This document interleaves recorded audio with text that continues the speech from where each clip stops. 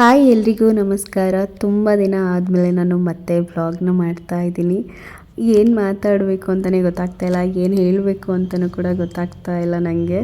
ಮೊದಲನೇದಾಗಿ ನಾನು ಮತ್ತು ನನ್ನ ಮಗ ಇಬ್ಬರು ಕೂಡ ತುಂಬಾ ಚೆನ್ನಾಗಿದ್ದೀವಿ. ನೀವು ವ್ಲಾಗಲ್ಲಿ ನೋಡ್ತೀರಾ ನಮ್ಮ ಲೈಫ್ ಸ್ಟೈಲ್ ಹೇಗಿದೆ ಇವಾಗ ಅನ್ನೋದನ್ನು.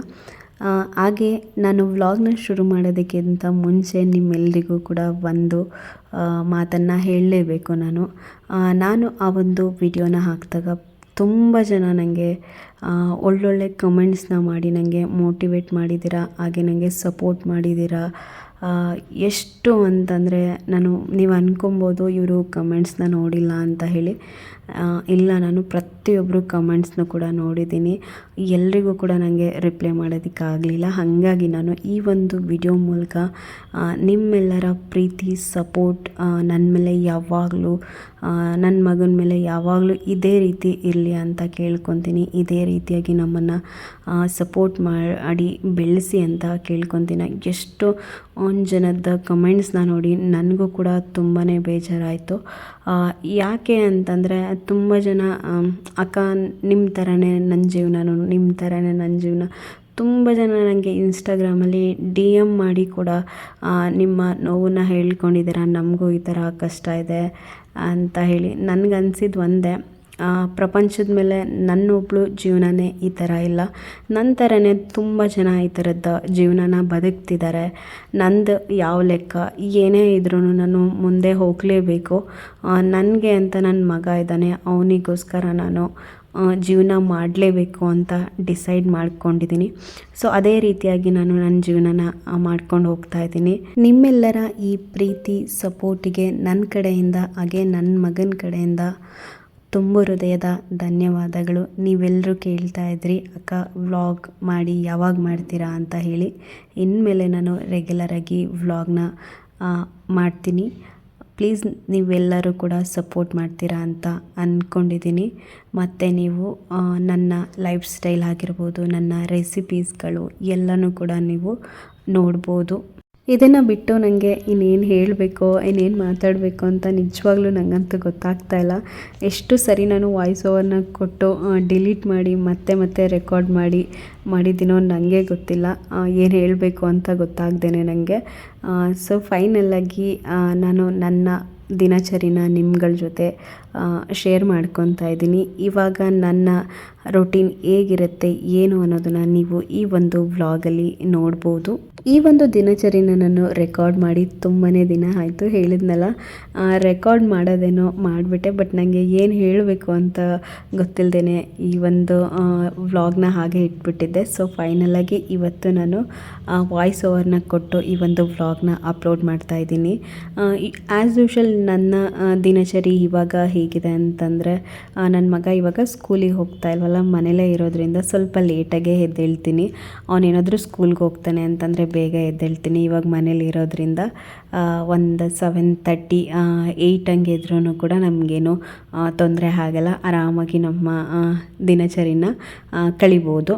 ಹಂಗಾಗಿ ಬೆಳಿಗ್ಗೆ ಎದ್ದು ನಾನು ಫ್ರೆಶ್ ಅಪ್ ಆಗಿ ಅದಾದಮೇಲೆ ಮೊದಲಿಗೆ ನನಗೆ ಮತ್ತು ನನ್ನ ಮಗನಿಗೆ ಸ್ವಲ್ಪ ಉಗುರು ಬೆಚ್ಚಗಿರೋ ಬಿಸಿ ನೀರನ್ನ ಕಾಯಿಸ್ಕೊಂಡು ಕುಡಿತೀವಿ. ಇವಾಗ ನಾನು ನನ್ನ ಮಗನಿಗೆ ಖಾಲಿ ಹೊಟ್ಟೆನಲ್ಲಿ ನಾನು ಡೈರೆಕ್ಟಾಗಿ ಹಾಲನ್ನ ಕೊಡೋದಕ್ಕೆ ಹೋಗಲ್ಲ. ಸ್ವಲ್ಪ ಬಿಸಿ ನೀರನ್ನ ಕೊಟ್ಟು ಆಮೇಲೆ ಹಾಲನ್ನ ಕೊಡ್ತೀನಿ. ಇವಾಗ ಹೇಗೆ ಅಂತಂದರೆ ಕಂಪ್ಲೀಟಾಗಿ ನನ್ನ ಮಗನ ರೊಟೀನ್ ಚೇಂಜ್ ಆಗಿಬಿಟ್ಟಿದೆ. ಯಾವ ಥರ ಅಂತ ಹೇಳಿದರೆ, ನಾನು ಯಾವುದೇ ಥರದ್ದು ಜಂಕ್ ಫುಡ್ ಕೊಡಲ್ಲ, ಬೇಕ್ರಿ ಐಟಮ್ಸು ಅಷ್ಟೇ ಯಾವುದನ್ನು ಕೂಡ ಕೊಡಲ್ಲ. ತುಂಬ ರೇರಾಗಿ ನಾನು ಕೊಡೋ ಅಂಥದ್ದು. ಏನೇ ಇದ್ರೂ ನನಗೇನು ಗೊತ್ತಿದೆಯೋ ಅದನ್ನು ಮನೆಯಲ್ಲೇ ಅವನಿಗಿಷ್ಟ ಆಗೋ ಥರ ಹೆಲ್ದಿಯಾಗಿ ಮಾಡಿಕೊಡ್ತೀನಿ. ಇವಾಗಂತೂ ನಾನು ನನ್ನ ಮಗನ ಹೆಲ್ತಿಗೆ ತುಂಬ ಪ್ರಯಾರಿಟಿ ಕೊಡ್ತೀನಿ. ಯಾಕೆ ಅಂತಂದರೆ ಮೊದಲೇ ಅವನಿಗೆ ಹೆಲ್ತ್ ಅಪ್ಸೆಟ್ ಆಗ್ತಾ ಇದ್ದಿತ್ತು ಜಾಸ್ತಿ ಅಲ್ವಾ. ಹಾಗಾಗಿ ನನಗೆ ಸಿಕ್ಕಾಪಟ್ಟೆ ಭಯ ಆಗುತ್ತೆ. ಇವಾಗಂತೂ ನನ್ನ ಮಗನಿಗೆ ಸ್ವಲ್ಪ ಹುಷಾರಿಲ್ಲ ಅಂತಂದ್ರೂ, ಇಲ್ಲ ಒಂದು ಕೆಮ್ಮು ನೆಗಡಿ ಏನೇ ಬಂದ್ರೂ ತುಂಬ ಭಯಪಡ್ತೀನಿ. ಈ 1.5 ವರ್ಷದಲ್ಲಿ ನಾನು ಏನೇನೆಲ್ಲ ಸ್ಟ್ರಗಲ್ ಮಾಡಿದೆ ಅನ್ನೋದನ್ನು ಮುಂದಿನ ವ್ಲಾಗ್ಗಳಲ್ಲಿ ಒಂದೊಂದೇ ನಾನು ನಿಮ್ಮ ಜೊತೆ ಶೇರ್ ಮಾಡ್ಕೊತೀನಿ. ಅದರಲ್ಲಿ ಮೊದಲನೇ ಪ್ರಯಾರಿಟಿಲಿದ್ದಿದ್ದು ನನ್ನ ಮಗನ ಹೆಲ್ತ್ ಇಶ್ಯೂ. ಇವಾಗ ಪರವಾಗಿಲ್ಲ, ಅವನು ಸ್ವಲ್ಪ ಬೆಟರ್ ಆಗ್ತಾ ಇದ್ದಾನೆ. ನಾನು ಬೇರೆ ಕಡೆ ತೋರಿಸಿರೋದ್ರಿಂದ ಇವಾಗ ಹುಷಾರಾಗ್ತಾ ಇದ್ದಾನೆ. ಅದು ಎಲ್ಲಿ ಏನು ಅನ್ನೋದನ್ನು ನಾನು ನಿಮಗೆ ಮುಂದೆ ಬರೋ ವ್ಲಾಗ್ಗಳಲ್ಲಿ ತಿಳಿಸ್ಕೊಡ್ತೀನಿ. ಸೊ ನಿಮಗೂ ಕೂಡ ಹೆಲ್ಪ್ ಆಗ್ಬೋದು. ಹಂಗಾಗಿ ನಾನು ಅದನ್ನು ಎಲ್ಲಿ ತೋರಿಸಿದ್ದೀನಿ ಏನು ಅನ್ನೋದನ್ನು ಕಂಪ್ಲೀಟಾಗಿ ನೆಕ್ಸ್ಟ್ ಮುಂದೆ ಬರೋ ವ್ಲಾಗ್ಗಳಲ್ಲಿ ನಿಮ್ಮ ಜೊತೆ ಶೇರ್ ಮಾಡ್ಕೊತೀನಿ. ನಮ್ಮ ದಿನಚರಿ ಹೇಗಿರುತ್ತೆ ಅಂತಂದರೆ, ಇವಾಗ ನನ್ನ ಮಗ ಸ್ಕೂಲ್ಗೆ ಹೋಗ್ತಾ ಇಲ್ವಲ್ಲ, ಹಾಗಾಗಿ ಬೆಳಿಗ್ಗೆ ಲೇಟಾಗಿ ಇದ್ರೂ ಪರವಾಗಿಲ್ಲ ಅಂತ ಹೇಳಿ ಫಸ್ಟಿಗೆ ನಾನು ಬಿಸಿನೀರೆಲ್ಲ ಕಾಯಿಸ್ಕೊಂಡು ಕುಡಿದ್ಬಿಟ್ಟು, ಅದಾದಮೇಲೆ ನನ್ನ ಮಗನಿಗೆ ಒಂದು ಲೋಟ ಹಾಲು ಕಾಯಿಸ್ಕೊಟ್ಬಿಟ್ಟು ನಾನು ಒಂದು ಲೋಟ ಸ್ಟ್ರಾಂಗಾಗಿ ಕಾಫಿ ಮಾಡ್ಕೊಂಡು ಕುಡಿದ್ಬಿಟ್ಟು ಇಲ್ಲಿ ತಿಂಡಿ ಆಮೇಲೆ ಮಾಡ್ಕೊಳ್ಳೋಣ ಅಂತ ಹೇಳಿ ಬಟ್ಟೆಗಳೆತ್ತು ಮೆಷಿನ್ಗೆ ಹಾಕ್ಬಿಡೋಣ ಅಂತ ಹೇಳಿ ಬಟ್ಟೆಗಳೆಲ್ಲ ನಾನು ಮೆಷಿನ್ಗೆ ಹಾಕ್ತಾಯಿದ್ದೀನಿ. ಇನ್ನು ನನ್ನ ಮಗ ಅಂತೂ ನನ್ನ ಹಿಂದೆಯೇ ಸುತ್ತಾ ಇರ್ತಾನೆ, ಅಮ್ಮ ಅಮ್ಮ ಅಂದ್ಕೊಂಡು.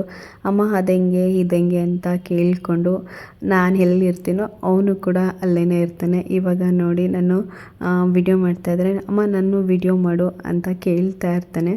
ಆ ಥರ ಮಾತಾಡೋದೆಲ್ಲ ಕಲ್ತಿದ್ದಾನೆ ಇವಾಗ ಅವನು. ಇನ್ನು ಬಟ್ಟೆಗಳೆಲ್ಲನೂ ಮೆಷಿನ್ಗೆ ಹಾಕಿ ಬಂದಮೇಲೆ ತಿಂಡಿಗೆ ಅಂತ ಹೇಳಿ ದೋಸೆ ಮಾಡ್ತಾಯಿದ್ದೀನಿ. ನನ್ನ ಮಗ ಕೇಳ್ತಾನೆ ಇದ್ದ, ಅಮ್ಮ ದೋಸೆ ಮಾಡಿಕೊಡು ಅಂತ. ಯೂಶ್ವಲಿ ಅವನು ಹೇಗೆ ಅಂತಂದರೆ, ಎಲ್ಲಾದರೂ ಹೊರಗಡೆ ಹೋದರೆ ಏನು ತಿಂತೀಯ ಅಂತ ಕೇಳಿದರೆ ದೋಸೆ ಅಂತಲೇ ಹೇಳೋದು ಅವನು. ಹೊರಗಡೆ ಹೋದಾಗ ಅವನಿಗೆ ದೋಸೆ ತುಂಬಾ ಇಷ್ಟ ಆಗುತ್ತೆ. ಹಾಗಾಗಿ ಕೇಳ್ತಾ ಇದ್ನ ಅಂತ ಹೇಳಿ ದೋಸೆ ಮಾಡ್ತಾಯಿದ್ದೀನಿ. ನಾನು ಇಡ್ಲಿ ದೋಸೆ ಎರಡಕ್ಕೂ ಕೂಡ ಒಂದೇ ಬ್ಯಾಟರ್ನ ರೆಡಿ ಮಾಡ್ಕೊಳ್ಳೋದು.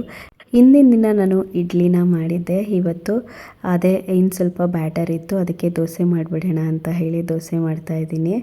ಅವನಿಗೆ ಹೊರಗಡೆ ಹೋದಾಗ ದೋಸೆ ಅಂತಂದರೆ ಮಸಾಲೆ ದೋಸೆನೇ ಬೇಕು. ಹಾಗಾಗಿ ನಾನು ಸ್ವಲ್ಪ ಅದೇ ರೀತಿ ಅವನಿಗೆ ಮಾಡಿಕೊಡೋಣ, ಇಷ್ಟ ಆಗುತ್ತೆ ಅವನಿಗೆ ಅಂತ ಹೇಳಿ ನಾನಿಲ್ಲಿ ಮೊದಲಿಗೆ ಆಲೂಗೆಡ್ಡೆನ ಬೇಯೋದಕ್ಕೆ ಇಡ್ತಾಯಿದ್ದೀನಿ.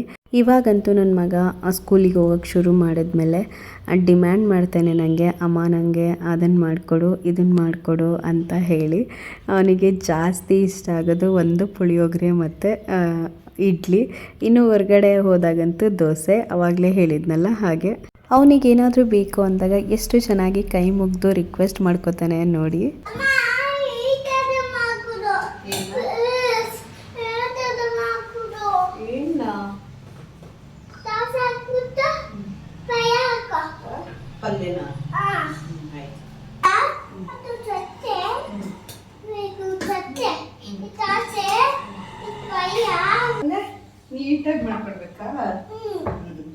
ನೋಡಿದ್ರಲ್ಲ ಅವನಿಗೇನಾದರೂ ಬೇಕು ಅಂತಂದಾಗ ಯಾವ ಥರ ಕೇಳ್ತಾನೆ ಅಂತ ಹೇಳಿ. ನಾನಿಲ್ಲಿ ಮಸಾಲ ದೋಸೆ ಥರನೇ ಮಾಡೋಣ ಅಂತ ಹೇಳಿ ಅದಕ್ಕೆ ಚಟ್ನಿನ ರೆಡಿ ಮಾಡ್ಕೊತಾ ಇದ್ದೀನಿ. ಚಟ್ನಿ ಮಾಡೋದಕ್ಕೆ ನಾನಿಲ್ಲಿ ಮೊದಲನೇದಾಗಿ ನೀಟಾಗಿ ಎಲ್ಲನೂ ಫ್ರೈ ಮಾಡಿಕೊಂಡು ಆಮೇಲೆ ರುಬ್ಕೊಂಡ್ರೆ ತುಂಬಾ ಚೆನ್ನಾಗಿರುತ್ತೆ. ಹಾಗಾಗಿ ನಾನಿಲ್ಲಿ ಎಲ್ಲನೂ ಕೂಡ ಆಯಿಲ್ನಲ್ಲಿ ಫ್ರೈ ಮಾಡ್ಕೊತಾ ಇದ್ದೀನಿ. ಮೊದಲನೇದಾಗಿ ನಾನಿಲ್ಲಿ ಸ್ವಲ್ಪ ಎಣ್ಣೆನ ಹಾಕಿ ಅದಕ್ಕೆ ಸ್ವಲ್ಪ ಕಡಲೆಬೇಳೆ, ಉದ್ದಿನಬೇಳೆ, ಹಾಗೆ ಸಾಸಿವೆ ಮತ್ತು ಮೆಣಸು, ಜೀರಿಗೆ, ಒಣಮೆಣ್ಸಿಕಾಯಿ. ಇದಕ್ಕೆ ಬ್ಯಾಡಗೆ ಮೆಣಸಿಕಾಯಿ ಹಾಕಿದ್ರೂ ಕೂಡ ತುಂಬ ಚೆನ್ನಾಗಿರುತ್ತೆ, ಜೊತೆಗೆ ಕಲರ್ ಕೂಡ ಬರುತ್ತೆ. ಅದಾಗಿದ್ಮೇಲೆ ಇದಕ್ಕೆ ನಾನು ಈರುಳ್ಳಿ, ಬೆಳ್ಳುಳ್ಳಿ, ಹಾಗೆ ಸ್ವಲ್ಪ ಹುಣಸೆಹಣ್ಣು, ರುಚಿಗೆ ತಕ್ಕಷ್ಟು ಉಪ್ಪು ಇಷ್ಟನ್ನು ಹಾಕ್ಬಿಟ್ಟು ಚೆನ್ನಾಗಿ ಫ್ರೈ ಮಾಡ್ಕೋಬೇಕು. ಈರುಳ್ಳಿ ಎಲ್ಲ ಚೆನ್ನಾಗಿ ಫ್ರೈ ಆದಮೇಲೆ ಇದಕ್ಕೆ ನಾನು ಸ್ವಲ್ಪ ಕಡಲೆನೂ ಕೂಡ ಆ್ಯಡ್ ಮಾಡ್ಕೋತಾ ಇದ್ದೀನಿ. ಯೂಶ್ವಲಿ ನಾವು ಚಟ್ನಿಗೆ ಕಡಲೆನೂ ಕೂಡ ಹಾಕ್ತೀವಲ್ವ, ಹಾಗಾಗಿ ನಾನು ಕಡಲೆನೂ ಕೂಡ ಹಾಕ್ಕೊಂಡು ನಾನು ಚೆನ್ನಾಗಿ ಫ್ರೈ ಮಾಡ್ಕೊತಾ ಇದ್ದೀನಿ. ಅದಾಗಿದ್ಮೇಲೆ ಸ್ವಲ್ಪ ಕೊತ್ತಂಬರಿ ಸೊಪ್ಪನ್ನು ಕೂಡ ಹಾಕ್ಕೊಂಡಿದ್ದೀನಿ. ಇನ್ನು ಇದಕ್ಕೆ ಮೇಯ್ನಾಗಿ ಕಾಯಿ ಹಾಕ್ಕೋಬೇಕು. ಕಾಯಿನೂ ಕೂಡ ಹಾಕ್ಕೊಂಡು ನಾನಿಲ್ಲಿ ಇದನ್ನು ಚೆನ್ನಾಗಿ ಫ್ರೈ ಮಾಡಿಕೊಂಡು ಎತ್ತಿಟ್ಕೊತಾ ಇದ್ದೀನಿ. ಇದನ್ನು ಇಷ್ಟು ಹಾಕ್ಬಿಟ್ಟು ಇದನ್ನು ಸ್ವಲ್ಪ ತಣ್ಣಗಾಕ್ಬಿಟ್ಟು ರುಬ್ಕೊಂಡ್ರೆ ಚಟ್ನಿ ಕೂಡ ರೆಡಿ ಆಗುತ್ತೆ. ಇದಕ್ಕೆ ನಾನು ಆವಾಗಲೇ ಹೇಳ್ದಂಗೆ ಸ್ವಲ್ಪ ಬ್ಯಾಡಗಿ ಮೆಣಸಿಕಾಯಿ ಹಾಕಿದರೆ ಮಾಮೂಲಿ ಮಸಾಲೆ ದೋಸೆಗೆ ಹಾಕ್ತೀವಲ್ವ ರೆಡ್ ಚಟ್ನಿ, ಆ ಥರನೇ ಆಗಿರೋದು. ಮನೇಲಿ ಬ್ಯಾಡಗಿ ಮೆಣಸಿಕಾಯಿ ಇರಲಿಲ್ಲ, ಹಾಗಾಗಿ ನಾನು ಮಾಮೂಲಿ ಖಾರದ ಮೆಣಸಿಕಾಯಿನೇ ಹಾಕ್ಕೊಂಡು ರುಬ್ಕೋತಾ ಇದ್ದೀನಿ. ಅದರಲ್ಲೂ ಇಕ್ಷಿತಿಗೆ ಜಾಸ್ತಿ ಖಾರ ಅಂದರೆ ಮುಟ್ಟೋದೇ ಇಲ್ಲ, ಅವನು ಸ್ವಲ್ಪ ಖಾರ ಇದ್ರೂ ತಿನ್ನಲ್ಲ. ಹಾಗಾಗಿ ನಾನು ಆ ಮೆಣಸಿಕಾಯಿನೂ ಕೂಡ ಕಡಿಮೆನೇ ಹಾಕಿದ್ದೀನಿ. ಸ್ವಲ್ಪ ಕಲರ್ ಕಡಿಮೆ ಆದರೂ ಪರವಾಗಿಲ್ಲ, ಖಾರ ಜಾಸ್ತಿ ಬೇಡ ಅನ್ನೋ ಕಾರಣಕ್ಕೆ. ಸೊ ಫೈನಲಾಗಿ ರುಬ್ಬಿದ ಮೇಲೆ ಈ ಥರ ಇತ್ತು ಚಟ್ನಿ. ಟೇಸ್ಟ್ ಅಂತೂ ತುಂಬಾ ಚೆನ್ನಾಗಿರುತ್ತೆ.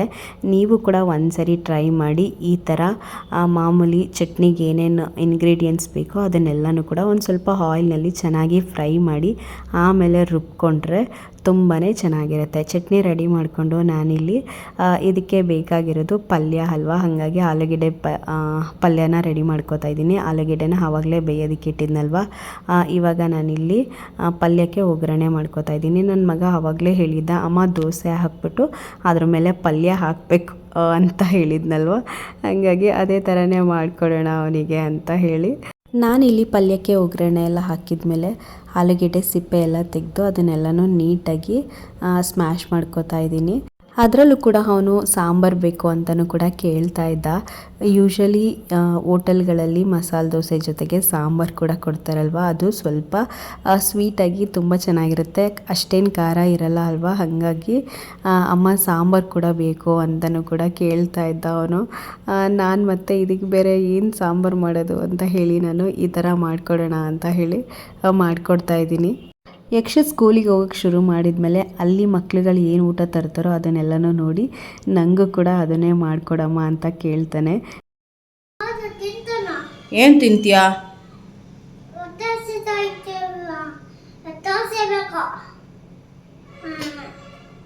ಆಮೇಲೆ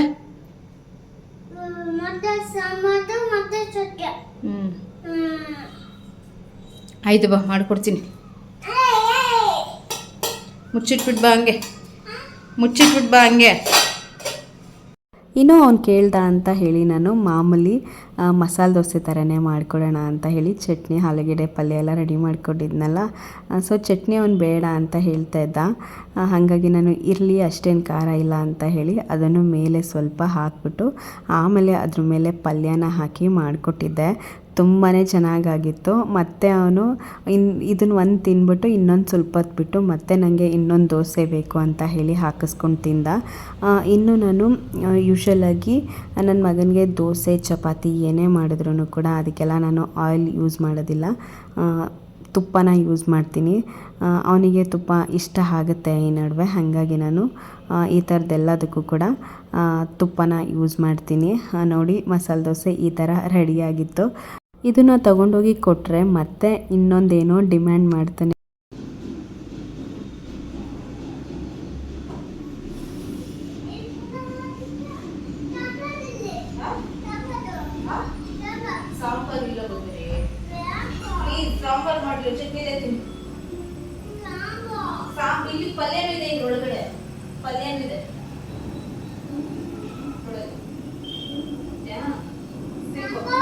ಸಾಂಬಾರ್ ಮಾಡಿಲ್ಲ ಮಗನೇ, ಹಂಗೆ ತಿನ್ನು, ಚೆನ್ನಾಗಿದೆ.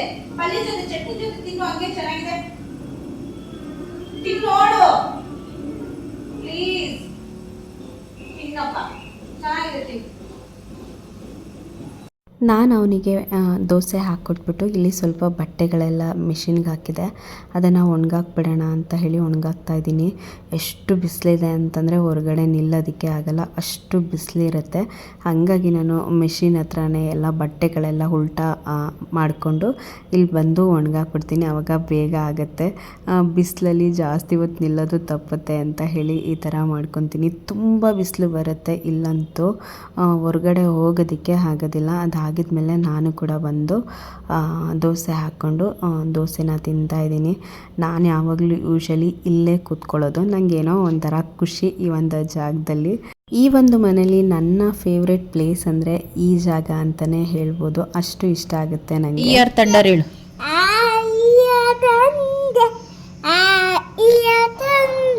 ಹಂಗೆ ಹೇಳು.